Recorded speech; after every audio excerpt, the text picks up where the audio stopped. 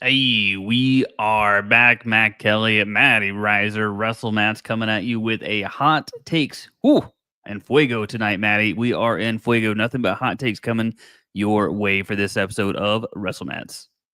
Ay, ay, ay, ay, hot takes, caliente, or as Fatu would say, all gas, no brakes at WrestleMats, baby.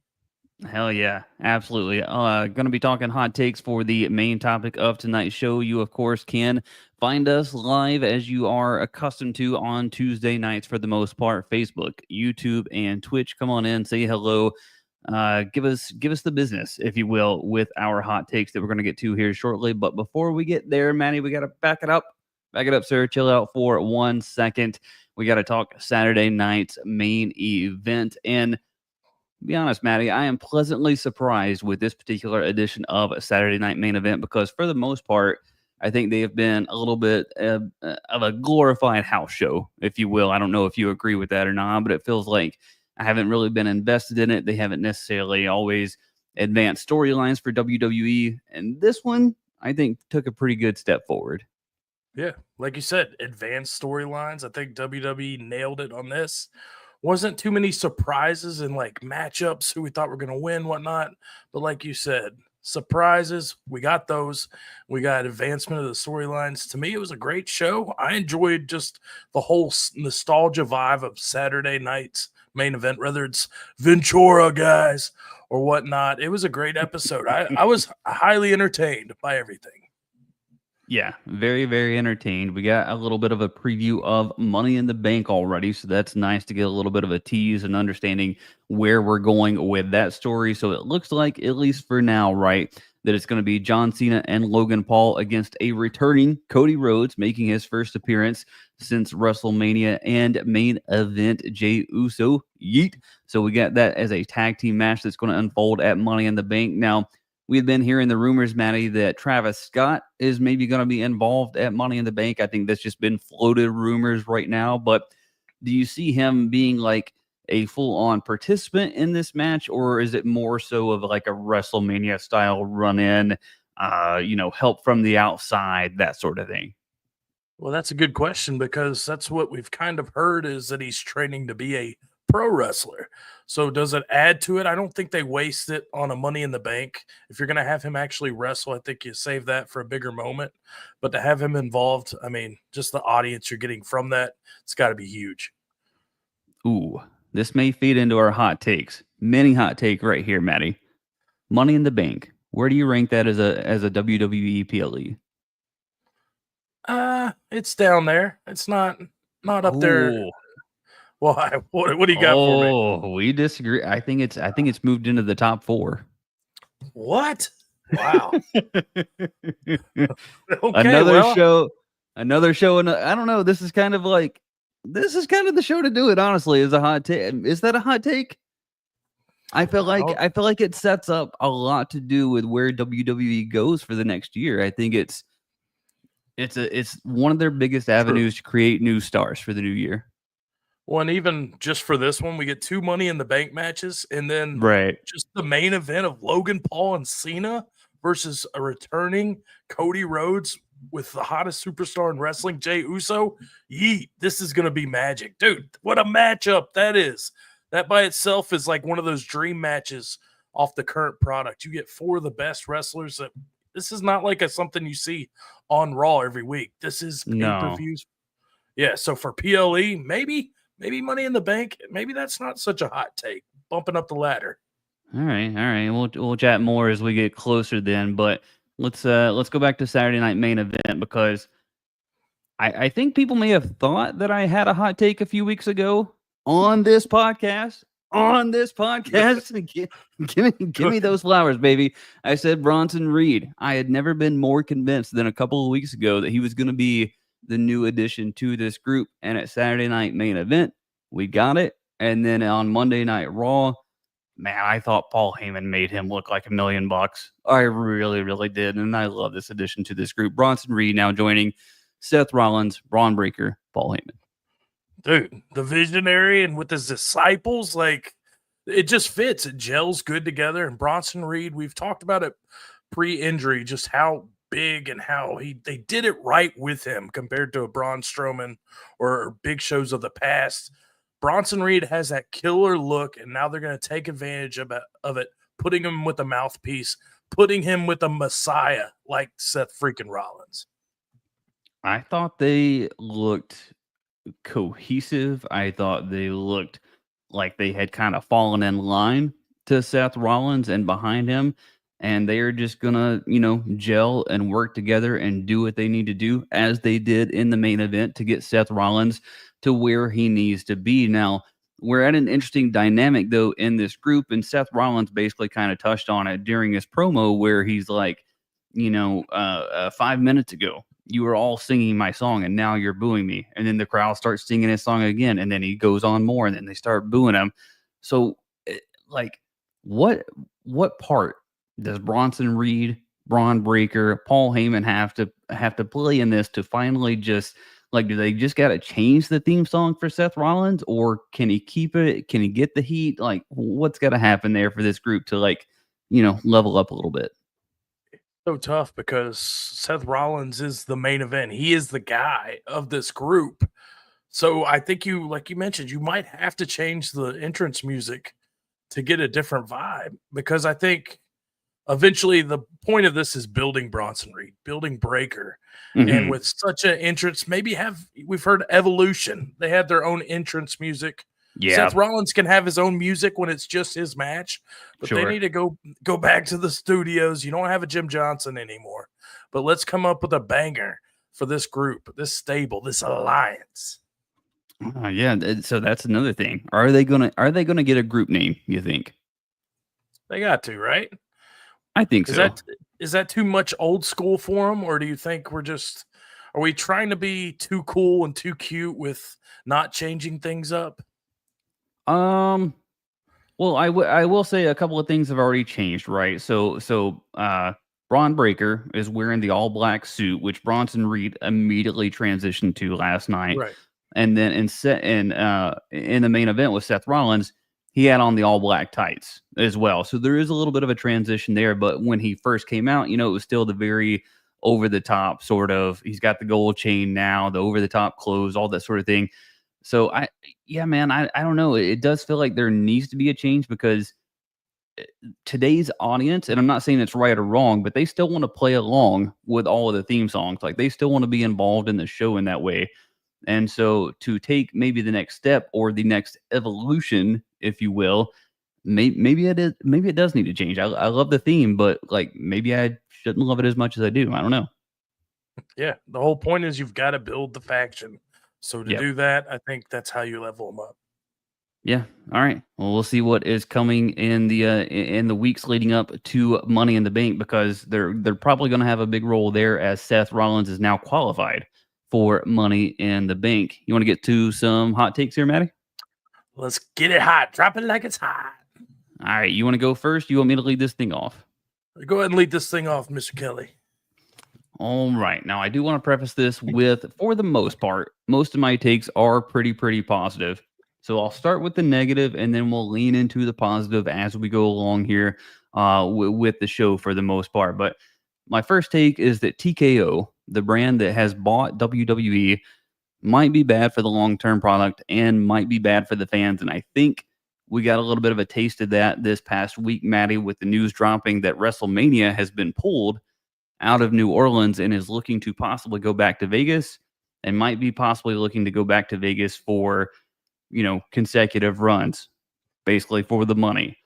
We've already seen that house shows have been pulled. We've seen a number of kind of price gouging things that are happening with TKO, kind of pricing out the everyday fans. I know we've talked about this before, so I don't want to beat that one into the ground, but I worry that at some point that TKO could have maybe some overreach into the creative process and the way that things are played out for the everyday fan and that sort of thing. So for as much as I'm enjoying, this kind of Triple H era and that sort of thing, I worry about that relationship with TKO. And unfortunately, at this point, there's really no going back. Yeah, I mean, I can see that, like you said, with the WrestleMania topic, something that's every year different city looks forward to. And to pull that looks like a more of a business move than it does, for the product of the wrestling. So to me, I'm kind of taken back by it. I'm not looking to go see, Shania Twain make a residency in Vegas. That's what this right. kind Yeah, of yeah. that's the vibe. They're saying it's like Yeah. supposed to be like the Final Four of NCAA tournament, things like that, which wrestling's a little bigger thing than that. So to me, I don't think it needs a home. We don't have a WWE Hall of Fame. So why don't we just I think it's a terrible idea in my opinion. Yeah, it's not my favorite thing, and we talked about the branding that was kind of going on and that we already saw at this past WrestleMania, just in terms of, there's fans now on the stage. There's all sorts of branding and advertising on the ribbon boards, physically on the stage. It's obviously all over the mat. The mat really doesn't bother me, but the reads between entrances, the reads between matches, that sort of thing. It's very TKO. Showing of the celebrities, that's fine. But even on Monday Night Raw, and I mean WWE has had this to an extent throughout its throughout the life of the product, right? But with Burt Kreischer, Tom Segura, I don't think they really honestly moved the needle the way that WWE thought they were going to. And I think that's kind of a little bit of a TKO thing, having those sorts of guys there. Dana White, same thing at WrestleMania 40. Don't think he really, or 41, whatever it was. I don't think he really moved the needle for that. So, I don't know. I do see where TKO can add value in terms of presentation, but I'm starting to wonder, like, with the partnership with Fanatics and the way that meet and greets are ran, and accessibility to live events, I start to worry that that's going to be coming at more and more of a premium as time goes on. Well, to me, it feels like you're outpricing the middle class. Absolutely. Because you're making it the ambiance, so much more of the business structure, etiquette of a TKO, that it's for the business expansion part of it. I get it. You're trying to make more money, and that's into the story. Mm-hmm. But I think for your old school wrestling fan or your guy that's been watching it lifelong, it's a little bit harder to digest. Yeah, absolutely agree. And I mean, WWE's always been a traveling show, so for the push that had been kind of made for London and abroad over the last couple of years as like a WrestleMania host, and a push to get that over there. They made a whole big thing with John Cena at Money in the Bank and trying to get WrestleMania specifically over there. That has to just be a giant blow to them as well, to have all of that, kind of put in front of them, and then kind of have the carpet, pulled out just to hear, well, it's probably going to be in Vegas. So I think for WWE being as global as it is, it's just kind of a shame if they're going to go that route. But do you want to? But I was going to say that kind of maybe opens the door for somebody else to kind of hit these markets, not just TV wise, but live events, things like that. If there could be a way to kind of, whatever WWE's loss is, make it either AEW or somebody else's gain. That's true. Maybe down the road, not quite yet, but maybe down the road we see somebody who kind of targets that hardcore wrestling fan and can kind of structure this to, be a benefit to them. Right, because I think even AEW, who was it I was hearing talk to? I think AEW, their talent is maybe only on the road 2 to 3 days a week. And so, house shows aren't even quite a thing for them, really, as much as we were accustomed to with WWE. All right, Maddie, what's your first hot take, buddy? I want to keep it kind of what's going on now. Let's talk about Vince and Triple H. Just kind of looking at this after a year or two with kind of glasses on, maybe Vince McMahon held WWE back more than we kind of thought he did. If it wasn't from storylines, from just the evolution of women's wrestling, there's been so many pluses from the Triple H era. And I think a lot of that comes from Vince McMahon, the businessman, Triple H, the wrestler. And I think looking back at it now, it's a lot easier to kind of digest and see that maybe we were kind of a little bit too too hard on Triple H when he first came in. Mm. Had to change the culture of the WWE, but I think you're seeing a lot more positives coming from this WWE era with Triple H at the helm. Yeah, I think I have to agree just for the amount of talent. You can't have the amount of talent that you have now presently under WWE, seeing the amount of positive things that they are about the way that it's ran, about the way that they are like appreciating their workplace, right? Like we have to Yeah, understand it's a workplace for them. It's not just a TV show. It's not just, what the fans take it for. It's literally their livelihood. So from that standpoint, when you hear all of this talent come out and have all of this praise and just how open Triple H is to ideas and trying new things, I think you have to have more optimism than kind of where Vince was at. More so, I mean, look, Vince gave us a lot of great moments, a lot of great television. That stuff you just can't take away.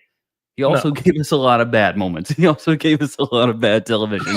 You can't have the good without the bad. Like they were both there.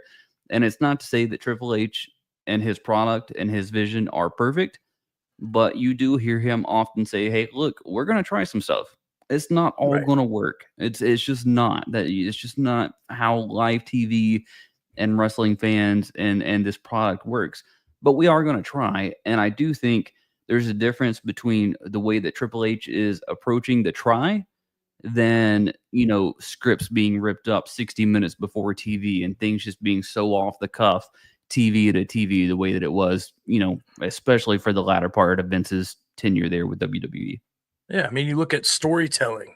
You see a creative arch that goes over months, tells a story, doesn't necessarily have a finished product, or you switch the page right after a Raw or SmackDown. You also see him pushing new characters like NXT. NXT seemed like it was buried for quite some time, but now we get Roxanne Perez. You got the TNA, the AAA, all these partnerships under WWE. I don't know if we'd have any of those under the Vince McMahon rule. So to me, it's evolving, but in a good way. As a wrestling fan, as much as maybe we kind of shit on TKO from the business perspective, I think from the wrestling standpoint, Triple H has raised the game. I would agree, and hopefully TKO just kind of looks on from afar. That's all I can really hope for in terms of the creative process and that sort of thing. But yeah, man, I remember vividly having a tweet, and this was during. I'm trying to remember exactly when it was during. I don't think it was COVID era. Maybe it was just past. So we're talking, really, really toward the end of Vince's tenure and just how kind of tumultuous things were. And AEW is on this upswing. And I was like, man, if Vince keeps running this thing the way that he's running it, and storylines not being able to finish, fans not being able to invest, and over here you've got this really fresh new product that has people's attention. We could all of a sudden start having like a Monday Night War situation. Now, obviously things happen. Vince fell out of favor, out of power. He did what he did, and so he's no longer there. And so we have what's in front of us now. But dude, if Vince was still presently running WWE, how, oh, man, I don't even know where I really don't know where it would be. I It think would I would be far less interested. be a whole different world, man. You're taking away like just women's wrestling. Imagine that, like how much it just grows. We're pushing new stars. Everything about what Triple H has done is polar opposite of Vince McMahon. For as much as he was a showman and so good at the business side of it, because he was Mhm. like he took risks, Yeah. but that's already established now. WWE is what it is. It's a juggernaut. So now to have a wrestling mind running a wrestling show, I think that for at least the hardcore fans, it's a breath of fresh air. Yeah, I mean, there is no doubt that Vince took it from a small time promotion to having the TV deals that it had to the Fox deal to making WrestleMania this giant weekend long sort of thing. But I mean, yeah, and I mean, good comment there. Time will tell. 50-50 on Triple H right now. And I agree. Like we're still early into this Triple H era. He could run off the tracks here in a couple years. We really don't know, but I think we're just seeing enough positive just in terms of reinforcement with talent, with storylines, with branding and that sort of thing. Presentation being the biggest one. Even just this new camera angle over the last couple of weeks where the cameraman, is up on the apron and it's just like one shot and it's there for 2 minutes. You are never getting that with Vince, and it's led to some really, really great shots. And it's like, just fucking try some new things, man. And so for stuff like that, I give Triple H a lot of kudos right now. Absolutely. All right, let's shift gears, and this is probably my it's probably my biggest hot take of the night. I think people are going to have a problem with it, and that's fine. It's my hot take. But I think WWE presently has its best commentary team in company history. I just think they do. Michael Cole has been on top of his game for at least this Triple H era, right? Really, since he's probably sat down beside Pat McAfee, I would say we've gotten the best out of Michael Cole. Pat McAfee can be a lot for some people. You either love him or you hate him at this point. I don't think there's a lot of middle ground there with Pat. But then you got to talk about Joe Tessitore and Wade Barrett as well. I think they're a very formidable duo over there on SmackDown. Tessitore isn't my personal favorite. I prefer Michael Cole a little bit, but I think Wade Barrett is absolutely killing it on color commentary. And then you even go down to NXT and you still have Vic Joseph, Booker T, Corey Graves. Pretty good 3-man booth there. You got the backstage with Kathy Kelly and a number of other talent there. I think it's just loaded from top to bottom. Correspondence, main announcer, color commentary. And just like we were talking about before, you go back, JR King gave us a lot of great moments. That's the immediate duo that comes up as, the 101 on commentary for people. They also gave, King wasn't always great, man. You go back and listen to those one-liners, some of his stories, some of his comments, especially towards, towards women wrestlers at the time. Wasn't the best, my man. Wasn't the best. So you got to take the good with the bad, and I think we're getting the best of the best right now. I agree. I'm so blown away by Wade Barrett, man. Like, for a guy who, his wrestling career kind of gets written off, and he comes back and he's fires on all cylinders. On top of that, he's with Joe Tessitore, who's having to transition into wrestling. I think it's a perfect fit. And then, like you said, the star power, Pat McAfee, he doesn't have to do WWE. He does it because he wants to. Mm-hmm. And Michael, the chains are off. Michael, I was about to say Michael Hayes. Dave. Don't want those chains off. But Michael Cole, man, Jesus, he is amazing. He is. Yeah. I mean, we've heard Cena, we've heard other guys say he's the GOAT. I think Michael Cole is the best WWE announcer of all time. I think enough time has passed for me. And the thing is I would like to go back and look, and admittedly, I did not go back and look for what I'm about to say, but I would like to know exactly how long JR's run was, at the commentary desk, because I know that he was let go and then came back and then let go and came back. And then obviously he had the battle with Bell's palsy, and I don't think that affected specifically his commentary, right? Like, he still gave us all of the info. He still had the same, passion for the product and that sort of thing. So, JR, if you want to go, die on that hill and say that JR is going to forever be the best commentator, I have absolutely no problem with it.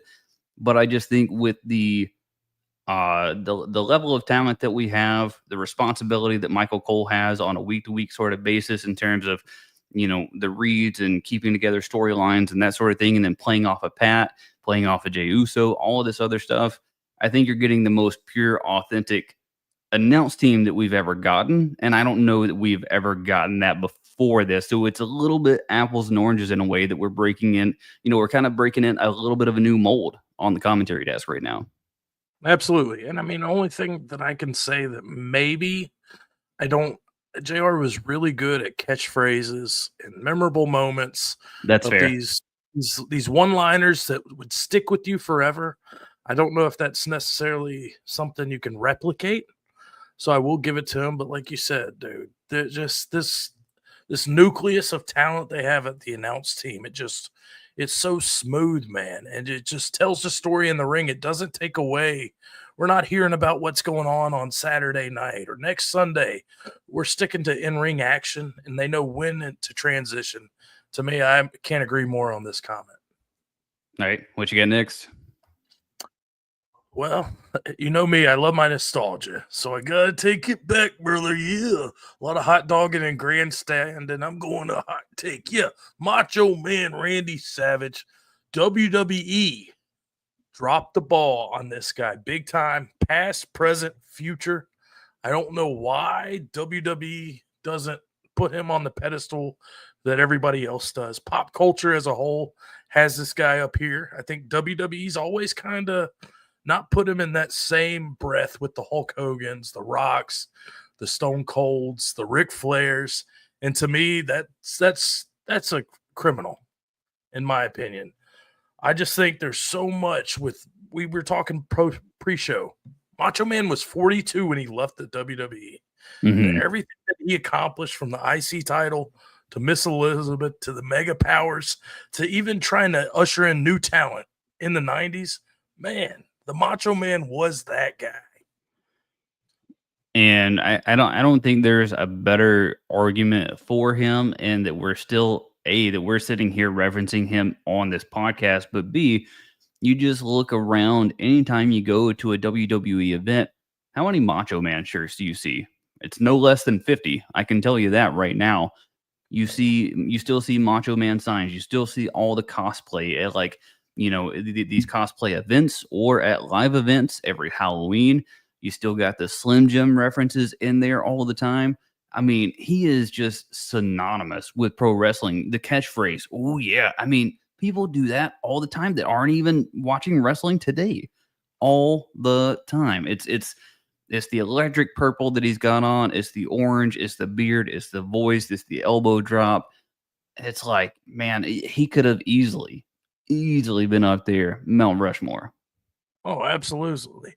And that's the thing. Like, you look at today's WWE, my God, what he represents that is basically the future of pro wrestling, whether it was the match planning, the character depth, just everything. This guy was the main event. He was money, and he could do everything that the superstars do nowadays in the 80s.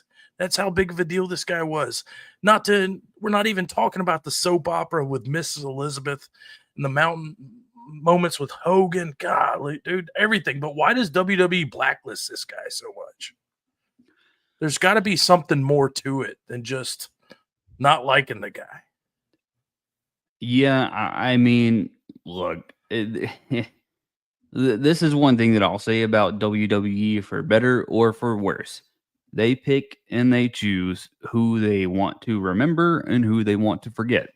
And that's been the tale as old a time, whether it's Vince, whether it's Hunter, whether it's TKO, whether it's WWE, whatever the case may be. And so, rumors be what they are. Maybe there's truth to them, maybe there's not. But for whatever reason, for the most part, they're never going to give Macho Man that specific special treatment. I don't think that you're kind of alluding to. And so I think that's a call from a higher up, or whoever, has the keys to unlock that sort of deal. It's just not going to, it's kind of almost Pete Rose-esque with Major League Baseball, right? Just a little bit. The storytelling, the range, the pop culture, like, it's so deep with this guy. And just even the moments, man, like I think it was like WrestleMania 5, him and Miss Elizabeth was the show. That's what everybody remembers, is the breakup between them, and just being a bad guy, being a good guy. This guy could do everything in the IC title run, anything and everything. Like I said, this guy should be on more Mount Rushmores, and he's just criminally underrated, in my opinion. Yeah, I mean, I can't really, I can't disagree with anything you're saying right now. I'd say he's, in my opinion, he's right there with Hogan and with Ric Flair, and you could even make a case for him as on the promos better than Ric Flair. In ring merchandise sales, right there with Hulk Hogan. So I mean, yeah, and just real quick, I just remember we were talking about a little bit before too, just the amount of longevity that he had, because you told me that he left WWE when he was 42, and I was like, holy shit! So when did he go to WCW? And so at 42, which is crazy to think, because of the amount of storylines that he still had with WCW, being in the NWO, being out there with Sting, and the like. It's just like, man, he had a stint in TNA. It's like, so much went underutilized there. And he's not the first, he won't be the last, but he is just kind of that uh missed opportunity in terms of pop culture that I don't know, you just can't bottle that back up. You know what I'm saying? Yeah, he lived the gimmick 24/7. His intensity, his paranoia, everything made the character of the Macho Man unforgettable. That's why we're saying, at 42 years old, this is a guy in the 90s that was begging to have matches with Shawn Michaels, put up over these younger talents. And Vince McMahon just kind of, like I said, blacklisted him, made him go to WCW. Just like I said, WWE definitely dropped the ball with the Macho Man. All right, final hot take of the night. And I think it's a little hot takey because I am projecting two particular talents to be at the pinnacle of the WWE. Stephanie Vaquer, Roxanne Perez, in my opinion, will headline a WrestleMania at some point in their career. Now, Roxanne has quite a long time to go in her career, presumably. Stephanie Vaquer, about 32 or 33 right now, if I remember right from our draft that we did not too terribly long ago. And to be very clear, I am not saying that they are going to go against each other in a match. I'm not trying to hit that kind of lottery. I know I projected the Bronson Reed thing this past week, but I think there was a little more breadcrumbs there than maybe this. But Stephanie Vaquer, Roxanne Perez, I think individually at some point, whether it's together or against someone else, will headline a WrestleMania in their career. I think they are just simply of a new crop that we are getting in the women's division right now, a new level up that we haven't seen in quite some time. You're already seeing with Roxanne Perez, right? She's we just talked about it a couple of weeks ago with her stock going up. Now she is in Money in the Bank. And then Stephanie Vaquer having a hell of a run in NXT, and I don't even think she'll be in NXT the rest of the year, quite frankly. I think she's going to be main roster bound. But with these two, it's a hot take as well, and I'm saying that because there's only been so many women. Think about how many WrestleMania main events there have been. Haven't been a lot of WrestleMania main events from the women's side of things, right? And of those women that have headlined or main evented at WrestleMania, a couple of them, Ronda Rousey, Sasha Banks, or Mercedes Moné, not even with the company anymore. So these two ladies, I think, have an absolute golden opportunity to be there at WrestleMania. Dude, absolutely. You look at Roxanne Perez, she's been wrestling since she was like 13. You notice her when she comes onto your TV screen. We've all said she's got the fundamentals at elite level. Like, she looks the real deal, and she is a package. We see her all over Raw now. Money in the Bank, dude. On and on. Women's wrestling is in great hands moving forward. And then, yes, Stephanie. How can you dude, she has the charisma, and she doesn't even have to do anything. Then you look at her in-ring work, dude, snug, tight. Like, she's fundamentally sound. Both these women, future of WWE, even with Stephanie being a little older, give it to me. Give it to me now. Yeah, absolutely. I mean, I wouldn't be, I guess I would be a little bit shocked if it was this coming year. You never, ever know. Yeah, Booker T on commentary, no doubt with Stephanie. That would absolutely be classic. But then he's also got ties to Roxanne Perez, so that would be a cool moment with Booker as well. Actually, that would be this main event. These two together with Booker, I think, might be a little bit unhinged, but we'll see what we get. But there are some other ladies that we can make some cases for. Obviously, Tiffany Stratton has her fans. Liv Morgan doing absolutely fantastic work. Rhea Ripley is always there in the picture. Bianca Belair. Charlotte Flair. I mean, it's as stacked as of a division as we have probably ever had in WWE. And then, on their heels, Julia also qualify for Money in the Bank, which there is Julia's got a couple of tweaks to make. I would just say that. But we can certainly get there with her. Jordan Grace, nipping at the heels there of the main roster. I just, man, you can't sit here and tell me that we have this whole new crop of talent, women at this level with WWE, both with the storytelling and the in-ring action, and then not be expecting a main event at WrestleMania. Well, how many women did you just name that aren't even like aren't even main eventers yet. That's like 8 women that are going to be literally the future of the WWE.